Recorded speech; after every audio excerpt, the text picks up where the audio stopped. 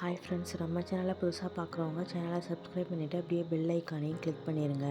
இப்போ வந்து எடுத்தோடனே ஹீரோவை காமிச்சா அவன் வந்து அவளை குளிக்கிறத அறையில் போயிட்டு மாட்டிகிட்டு நிற்கிறான்ல. அப்போ வந்து யோசிக்கிறான், இந்த மாதிரி அவன் நம்மள்கிட்ட போய் தான் சொல்லியிருப்பாளோ ஒருவேளை. அப்போ இவளோட உள்ளாடையில் வந்து இந்த அன்னப்பறவை தான் இருக்கும்னா, அப்போ அன்றைக்கி நான் பார்த்தது வேறு பறவை இல்லை, அப்போது இதுதான் உண்மைன்னா அது பொய்யா, அவள் என்னை ஏமாத்திருக்காளா அப்படின்னு சொல்லிட்டு ஹீரோ வந்து யோசிச்சுக்கிட்டு இருக்கான். அதுக்கப்புறம் அவள் சொல்கிறா, உண்மையை தான் நீ சொல்கிறியா அப்படின்னு கேட்குறா. ஏன் நீங்கள் அவளை பார்த்தது இல்லையா, அவளோட உள்ளாடைய அவள் உங்களை நெருங்க விட்டதே இல்லையா? நான்லாம் அப்படி இல்லை, உங்களை மட்டும்தான் நினச்சிக்கிட்டு இருக்கேன் அப்படின்னு இவ இடையில பிட்ட போட்டுக்கிட்டு இருக்கா. ஆனால் ஹீரோவால் அதை ஏற்றுக்கவே முடியலை. அதுக்கப்புறம் அவள் தொட்டதில்லைன்னு சொன்னதுக்கப்புறம் அவளை தொட்டு பார்த்தது, அவளோட வாசனையை சுவாசித்தது, இதெல்லாம் யோசித்து பார்த்துட்டு செத்த நேரத்துக்குள்ளே அவன் மேலே உள்ள பாசத்தையெல்லாம் நினச்சி பார்த்துட்ருக்கான். அதுக்கப்புறம் அவனால் ஏற்றுக்கவே முடியல அவள் ஏன் இப்படி போய் சொன்னாங்கிறத. அதுக்கப்புறம் இவ பாட்டு கத்திக்கிட்டே கிடக்குறா. அவன் எதுவும் சொல்லாமல் அவன் பாட்டுக்கு அந்த இடத்த விட்டு போயிடுறான். இவளது பண்ணி எதுவுமே வீணாகி போயிடுச்சு அப்படின்னு நினச்சிட்டு வருத்தப்பட்டுட்டு உட்காந்துருக்கா. அதுக்கப்புறம் ஹீரோ வந்து வெளியில் வர்றான். அப்புறம் வந்து நீங்கள் வந்து ஜூவில் சார் பார்த்தீங்களா அப்படின்னு சொல்லிட்டு அவன் ஃப்ரெண்டுக்காரன் கேட்குறான். அதுக்கு ஹீரோ சொல்லிடுறான், அதை பற்றி இங்கே பேச வேண்டாம், இப்போ நேராக நான் வீட்டுக்கு போகணும், என்னை வந்து வீட்டுக்கு கூட்டிகிட்டு போ அப்படின்னு சொல்கிறான். ஸோ அதுக்கப்புறம் இவன் சொல்கிறான், உங்கள் பெரியம்மா வந்து உங்களை பார்க்கணுமா, அவங்க வந்து வீட்டுக்கு வந்துட்டாங்க, அவங்க வீட்டுக்கு வரணும்னு சொல்லிகிட்ருக்காங்க, அதனால் நீங்கள் போய் கூட்டிகிட்டு வரீங்களான்னு கேட்டது. இல்லை, அவங்கள கூட்டிகிட்டு வராது, நீ பொறுப்பேற்றுக்க அப்படின்னு சொல்லிட்டு ஹீரோ கிளம்புறான். இங்கே வந்து ஹீரோயின் வந்து அவர் வருவாரா என்னன்னு தெரியலையே, எனக்கு நைட்டு நிம்மதியாக தூங்கணும்னா அவர் வந்தார்னா நல்லாயிருக்கும் அப்படின்னு சொல்லிட்டு அவன் ஃப்ரெண்டுக்கிட்ட கேட்டுக்கிட்டு இருக்கா. அதுக்கு அந்த ஃப்ரெண்டுக்காரி சொல்கிறா, அவர் வருவாருன்னு தான் எனக்கு தோணுது அப்படின்னு சொல்லிகிட்டு இருக்கா. அதுக்கு ஹீரோயின், வரதா இருந்தால் தான் இந்நேரம் வந்திருக்கணுமே, ஆனால் இவ்வளோ நேரம் ஆகியும் அவர் வரவே இல்லையே அப்படின்னு சொல்லி வருத்தப்பட்டுக்கிட்டு இருக்கா. அதுக்கப்புறம் ஃப்ரெண்டுக்காரி சொல்கிறா, அவர் கண்டிப்பாக வருவாருன்னு தான் எனக்கு தோணுது, நீங்கள் எதை பற்றியும் கவலைப்படாதீங்க அப்படின்னு சொல்லிட்டு இருப்பா. அப்புறம் அவன் தம்பிக்காரன் கொடுத்த ட்ரிங்கை வந்து ஹீரோயின் குடிக்க போவா. அதுக்கு அந்த ஃப்ரெண்டுக்காரி சொல்கிறா, இளவரசி, இதை நீங்கள் பகலில் தூங்கும்போது குடிக்கிறதுக்கு தான் உங்கள் தம்பி கொடுத்தாரு, இந்த நேரத்தில் நீங்கள் குடிச்சு தூங்காத நேரத்தில் தூங்கிட்டு கனவு வந்துருச்சுன்னா என்ன பண்ணுறது அப்படின்னு சொல்லிக்கிட்டு இருப்பா. சொல்லி வாய முடுறதுக்கு முன்னாடி ஹீரோ வந்து அவளோட ரூமுக்கு வந்துடுவான். அப்புறம் ஃப்ரெண்டுக்காரி வந்து சரி நான் கிளம்புறேன் அப்படின்னு சொல்லிட்டு கிளம்பிடுவா. அப்புறம் வந்து ஹீரோ வந்து ஹீரோயின் கிட்ட கேட்குறான், சரி நீ வந்து அன்னைக்கு அவன் கடத்திட்டு போனான்ல, அன்னைக்கு வந்து என்ன நடந்துச்சுன்னு ஒன்று விடாமல் என்கிட்ட சொல்லு அப்படின்னு சொல்லி கேட்குறான். அதுக்கு ஹீரோயின் வந்து, இப்போ எதுக்கு தேவையில்லாமல் அதை பற்றி பேசுகிறீங்க அப்படின்னு சொல்லி கேட்குறா. அப்புறம் இல்லை, நீ ஒன்று விடாமல் என்கிட்ட சொல்லு, நான் தெரிஞ்சுக்கணும் அப்படின்னு சொல்லி கேட்குறான். அதுக்கு அவள் சொல்கிறா, இந்த மாதிரி நான் அன்னைக்கு போனேன், அவன் நிறைய சாப்பாடு கொடுத்தான், அப்புறம் சாப்பிட்டேன், வயிறு நிறையா சாப்பிட்டேன், அதுக்கப்புறம் நான் அவன் என்னை கடத்தி வச்சு கட்டி வச்சுருந்தான் அப்படின்னு சொல்லிக்கிட்டு இருப்பா. அதுக்கப்புறம் ஹீரோ வந்து கிட்ட வந்துட்டு, எதுக்கு இதெல்லாம் கேட்குறீங்க அப்படின்னு சொல்லி கேட்டுக்கிட்டு இருக்கும்போதே அவன் மேலே வந்து ஒரு வாசனை வருது. என்ன வாசனை அது? இந்த வாசனை வந்து இந்த விலை உயர்ந்த வாசனை திரவியம் மாதிரியில் இருக்குது, இந்த வாசனை எப்படி உங்களுக்கு வரும்? இது இளவரசிகள், அந்த மன்னர் பரம்பரையை சேர்ந்த பொண்ணுங்க போடுறதுல இது எப்படி உங்கள் மேலே வருது அப்படின்னு சொல்லிட்டு ஹீரோயின் கேட்குறா. அதுக்கு ஹீரோ கேட்குறான், நான் கேட்ட கேள்விக்கே நீ இன்னும் பதில் சொல்லி முடிக்கலையே அப்படின்னு சொல்லிட்டு ஹீரோ கேட்குறான். அதுக்கு ஹீரோயின் சொல்கிறா, நீங்கள் வந்து என்கிட்ட பேச்சை மாற்றாதீங்க, இந்த திரவியம் எப்படி உங்களுக்கு கிடச்சிச்சு, உங்கள் மேலே வர்றதுக்கான வாய்ப்பு என்ன, அப்போ நீங்கள் என்னைய பார்க்க வர்றதுக்கு முன்னாடி வேறு எங்கேயும் போயிட்டு வந்திருக்கீங்களா அப்படின்னு சொல்லி கேட்குறான். அதுக்கு ஹீரோ, என்னைய பற்றி நீ அப்படி நினைக்கிறியா, ஆனால் நான் கேட்ட கேள்விக்கு நீ இன்னமும் பதில் சொல்லலை அப்படின்னு சொல்லிட்டு ஹீரோ திரும்ப திரும்ப அதே சொல்கிறான்.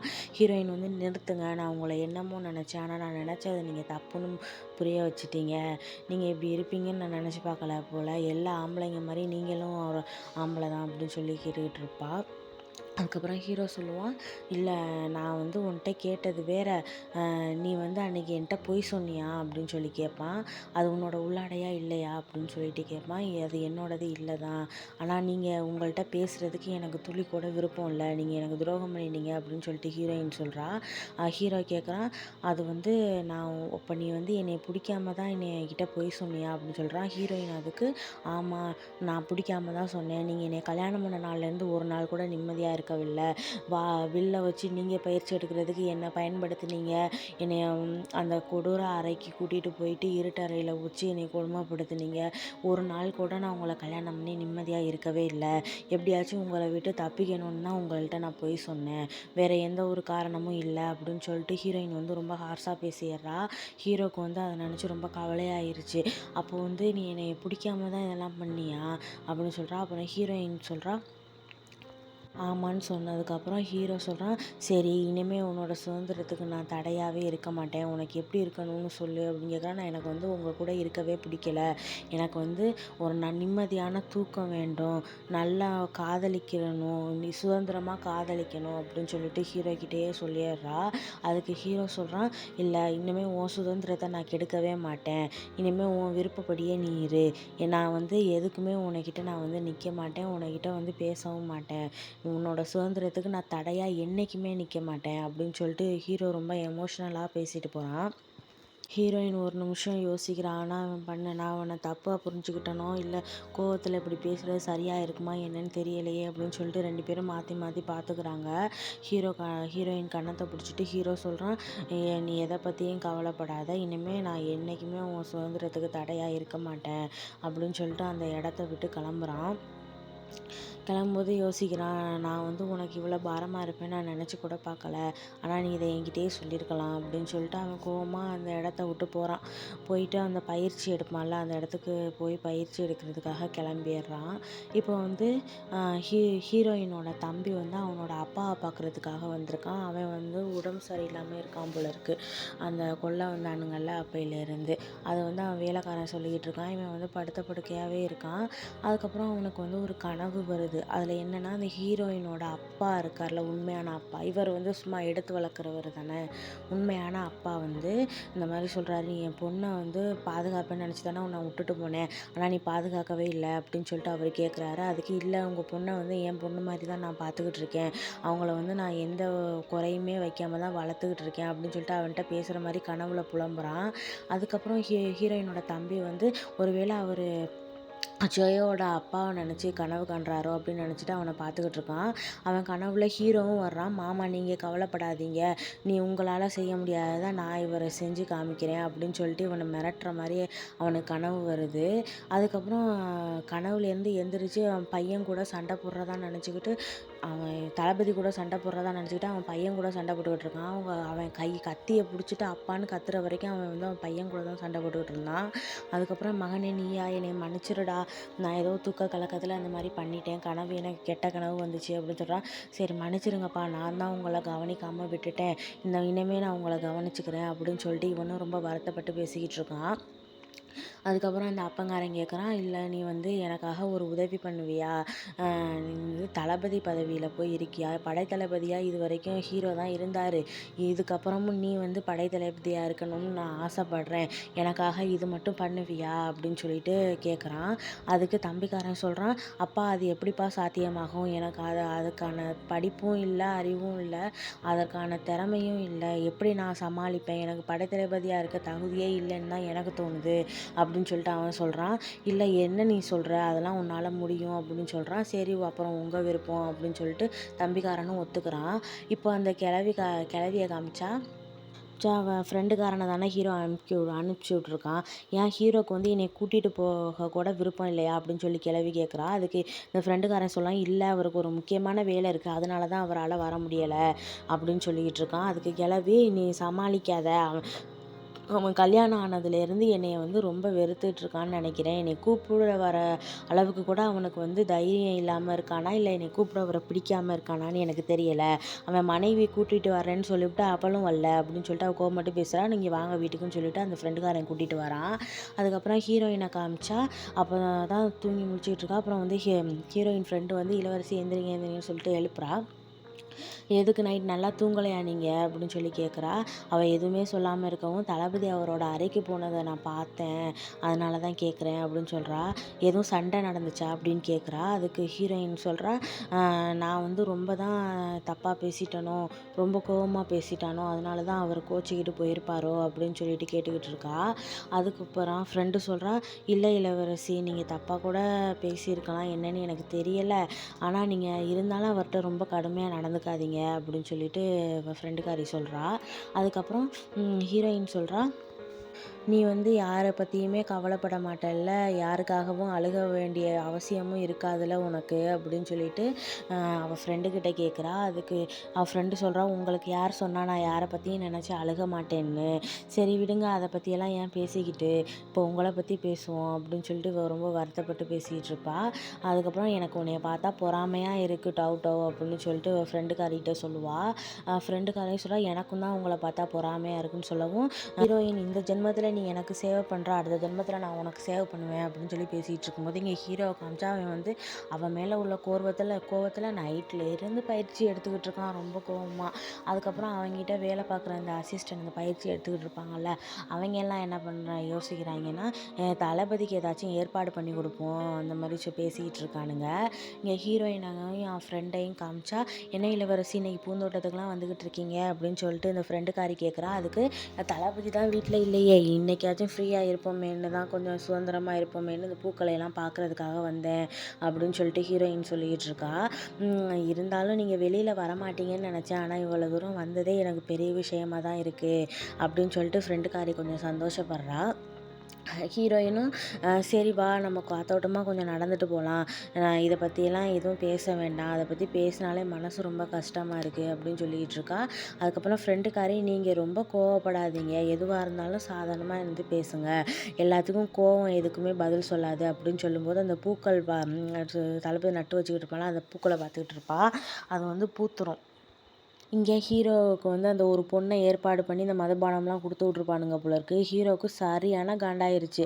அந்த நேரம் பார்த்து இந்த ஹீரோயின் வந்து மாறு வேஷம்லாம் போட்டு அந்த அந்த பூவை எடுத்து ஹீரோவுக்கு கொடுக்குறதுக்காக அவன் இருக்க இடத்துக்காண்டி வருவா. அங்கே வந்து என்ன பண்ணிடுவாங்கன்னா, இங்கே வந்து நீங்கள் அனுமதி இல்லாமல் உள்ளர போக முடியாது அப்படின்னு சொல்லிடுவா. நாங்கள் அந்த அரண்மனையிலேருந்து தான் வாரோம், இந்த பூவை மட்டும் தளபதி கிட்ட கொடுத்துருங்க அப்படின்னு சொல்லிட்டு ஹீரோயின் கேட்பா. இல்லை பூவை யார்கிட்டயாச்சும் கொடுத்து விடுங்க, ஆனால் உங்களை உள்ளாரக்க அனுமதிக்க முடியாது அப்படின்னு வாட்ச்மேன் சொன்னதும் அவன் ஒருத்தன் அந்த பொண்ணை ஏற்பாடு பண்ணி விடுவான்ல, அவன் வந்து அந்த பூவை வாங்கிட்டு போகிறான். அவன் வந்து இந்த மாதிரி ஹீரோயின்கிட்ட உளறிடுவான், இந்த மாதிரி அவர் ஒரு பொண்ணு கூட இருக்காருன்னு சொல்லி உளறினோன்னா ஹீரோயின் வந்து கோவப்பட்டு அந்த இடத்த விட்டு போயிடுவா. அப்புறம் ஹீரோ வந்து இவனை வந்து அந்த பொண்ணு ஏற்பாடு பண்ணால அவனை கூப்பிட்டு, இப்போ வந்து என்ன நடந்துச்சுன்னு எனக்கு தெரியணும், உனக்கு வந்து யார் இந்த ஐடியா கொடுத்துச்சுன்னு எனக்கு தெரியணும், இந்த மாதிரி வேலையெல்லாம் நீங்கள் காட்டுறதுக்கு இதை நீங்கள் போரில் செஞ்சுருந்தீங்கன்னா என்றைக்கே முன்னேறி இருப்பீங்க அப்படின்னு சொல்லிட்டு வகையாக திட்டி விட்றான். அதுக்கப்புறம் உங்களுக்கு வந்து சவுக்கடி 50 சவுக்கடின்னு சொல்லிட்டு அவங்களுக்கு தண்டனை கொடுத்துட்டு போகிறான். இப்போ வந்து ஹீரோயின் வந்து வீட்டுக்கு வரும்போது அந்த பாட்டியோட அசிஸ்டண்ட் என்ன பண்ணுறான், இந்த மாதிரி இது அத்தை உங்களை பார்க்கணுமா, நீங்கள் வந்து உள்ளர வந்து பாருங்கள் அப்படின்னு சொல்கிறான். அப்புறம் ஹீரோயின் வந்து நான் போய் ட்ரெஸ் மாற்றிட்டு வரேன்னு சொல்லி விடுங்கன்னு சொல்லிட்டு அவள் ட்ரெஸ் எல்லாம் சேஞ்ச் பண்ணிவிட்டு அந்த கிளவியை பார்க்குறதுக்காண்டி உள்ளர வர்றா. அவனோட அசிஸ்டண்ட் கேட்குறான், பெரியவங்களை பார்த்தா மரியாதை கொடுக்கணும்னு உங்களுக்கு தெரியாதா அப்படின்னு கேட்குறான். அதுக்கப்புறம் ஹீரோயினும் அவளை பார்த்து மரியாதை கொடுக்குறா. அப்புறம் அந்த கிளவி கேட்குறா, சரி சொல்லு, அன்னைக்கு என்னை கூப்பிட வர்றோம்னு சொல்லிட்டு வரல, இவ்வளோ நாள் வரைக்கும் உனக்கு கல்யாணம் ஆயிடுச்சு, என்னை வந்து ஒரு நாள் கூட பார்க்கல, இப்போயும் மரியாதை இல்லாமல் இவ்வளோ தாமதமாக வர அப்படின்னு சொல்லிட்டு கிளவி திட்டுது. அதுக்கு என்னைய மன்னிச்சிருங்க அப்படின்னு சொல்கிறா ஹீரோயின். அதுக்கப்புறம் சொல்கிறா, சரி நீ அங்கேருந்து வரும்போதே அந்த வாசனை திரவியம் வாடை வந்துச்சு, நீ வந்து அதை எங்கேருந்து வாங்கின, அந்த பட்டியலை எல்லாத்தையும் எடுத்து பார்த்துட்டேன், அதில் வந்து நீ வாங்கினதா உன் பேரே இல்லை, அப்போ உனக்கு யார் வாங்கி கொடுத்தது அப்படின்னு சொல்லி அந்த கிளவி கேட்குது. அப்போ தான் ஹீரோயினுக்கு ஞாபகம் வருது, அவன் தம்பி தானே வாங்கி கொடுத்து அந்த கொலுசுலாம் போட்டுக்குவான், முகத்தில் அப்பிக்குவாள்ல, அது ஞாபகம் வந்து சொல்கிறா, இந்த மாதிரி என் தம்பி தான் வாங்கி கொடுத்தான், நான் போய் வாங்கலை அப்படின்னு சொல்லி கேட்குறா. இது கல்யாணத்துக்கு முன்னாடியே நீ வந்து இந்த மாதிரி பண்ணியிருக்க, யாரோ உனக்கு வாங்கி கொடுத்து தான் நீ வந்திருக்க அப்படின்னு சொல்லவும் ஹீரோயின் சொல்கிறா, நான் தான் சொல்கிறேன்ல என் தம்பி தான் வாங்கி கொடுத்தான், நீங்கள் ஏன் அதை நம்ப மாட்டீங்கன்னு சொல்லிக்கிட்டு இருக்கா. இங்கே ஹீரோக்கு வந்து அந்த 2 பேருக்கும் தண்டனை குடுத்துக்கிட்டு இருக்காய்ங்க. இவைங்க 2 பேரும் ஏன்டா நம்ம இதில சிக்கணும் அப்படின்னு சொல்லி புலம்பிட்டு இருக்கானுங்க. அப்பதான் ஹீரோ வெளிய வந்து பார்த்தா, அந்த பூ வந்து வெளிய கிடக்கு. அப்பதான் ஞாபகம் வருது ஹீரோயின் கிட்ட சொல்லியிருப்பான்ல, நம்ம 2 பேரும் மலர்றத ஒண்ணா இருந்து பார்ப்போம் அப்படின்னு சொல்லிட்டு ஹீரோயின் சொல்லியிருப்பாளா, அத நெனச்சு பார்த்துட்டு, அப்ப நான் உன்கிட்ட இருந்து பார்க்கணும்னு நெனச்சேன். அப்ப நீங்க வந்தியா அப்படின்னு சொல்லிட்டு யோசிச்சுட்டு வேகமா அந்த பூவ எடுத்துட்டு குதிரையில வேகமா வீட்டுக்கு வாரான். வீட்டுக்கு வர்றதுக்கு முன்னாடி இங்க ஹீரோயின காமிச்சா அவ வந்து முட்டி போட்டு அவள்ட்ட மன்னிப்பு கேட்டுக்கிட்டு இருக்கா. ஆனா நான் வந்து தான் தப்பு பண்ணலையே!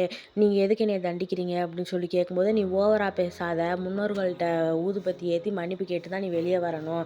அப்படின்னு சொல்லிட்டு கிளவி அவள மட்டும் அந்த ரூம்குள்ள வச்சு கதவ சாத்திட்டு வெளிய போயிருச்சு. அங்கே பார்த்தா விளக்கு அணையுது. ஹீரோயினுக்கு வந்து சரியான பயம். அங்கே இருந்த ஒரு தூண கட்டி பிடிச்சிட்டு, "பயப்பட மாட்டேன், பயப்பட மாட்டேன். எதுவா இருந்தாலும் நான் தாண்டி போயிருவேன். எதுக்காகவும் நான் பயப்படக்கூடாது." அப்படின்னு சொல்லிட்டு அவளுக்கு அவளே தைரியம் சொல்லிக்கிட்டு இருக்கா. அதுக்கப்புறம் தான் பார்க்குறா, அங்க ஒரு ஜன்னல் வந்து ஓப்பன் பண்ணியிருக்கு. இங்க இருந்தாச்சும் நம்ம தப்பிச்சு போயிருவோம் அப்படின்னு நெனச்சுட்டு, அந்த ஜன்னல் வழியா எகிறி குதிக்கலான்னு பார்க்குறா. அப்புறம் எகுதி குதிச்சர்றா. அந்த நேரம் ஹீரோவும் உள்ளார வந்துடுறான். அப்புறம் தான் பார்க்குறான், அவ எகிறி குதிச்சு கீழ விழுந்து மயக்கம் போட்டு விழுந்ததுக்கப்புறம், அவள தூக்கிட்டு ரூம்ல வந்து போட்டுட்டு, அவளுக்கு வந்து இந்த முத்தரம்லாம் குடுத்து, மருந்து தேய்ச்சி விட்டு, பணிவிடை பண்ணிட்டு, இனிமே நான் ஹீரோயின பத்தி நீங்க எதுவும் பண்ணாதீங்க.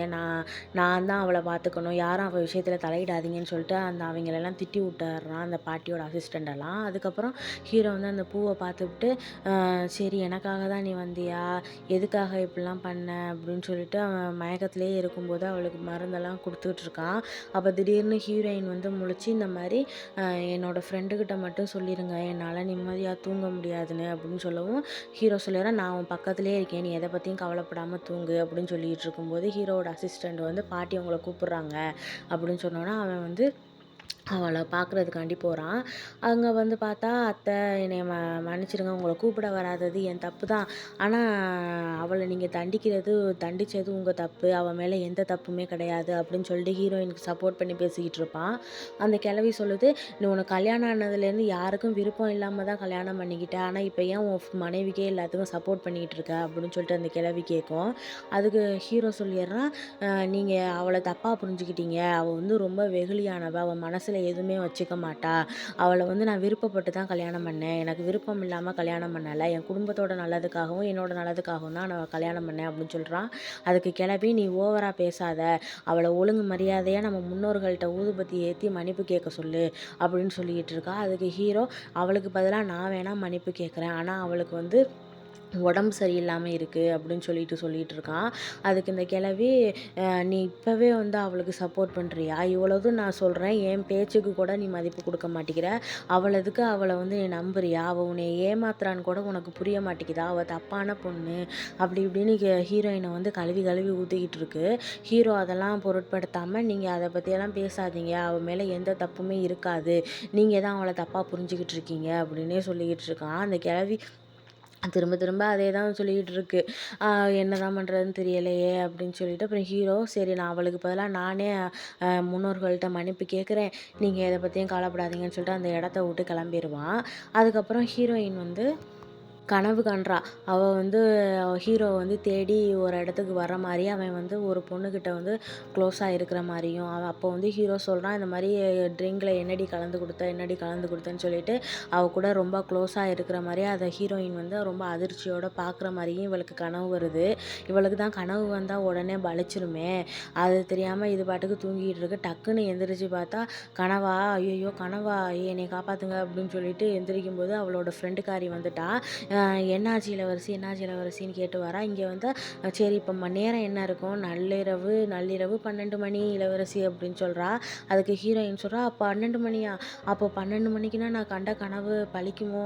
அப்படின்னு சொல்லிட்டு இருக்கா. அப்புறம், "என்னது கனவு கண்டீங்களா? என்ன திடீர்னு அப்படி ரொம்ப எனக்கு என்னன்னே எனக்கே தெரில.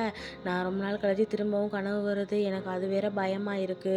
நான் என்னமோ ஏதோன்னு பயந்துட்டேன்." அப்படின்னு சொல்லிட்டு ஒரு நிமிஷம் ரிலாக்ஸ் ஆயிட்டு மறுபடியும் அந்த ஃப்ரெண்டுக்காரி கேட்குறா, "என்னது கனவு கண்டீங்களா?" அப்படின்னு கேட்குற மாரி இந்த எபிசோட் முடியுது.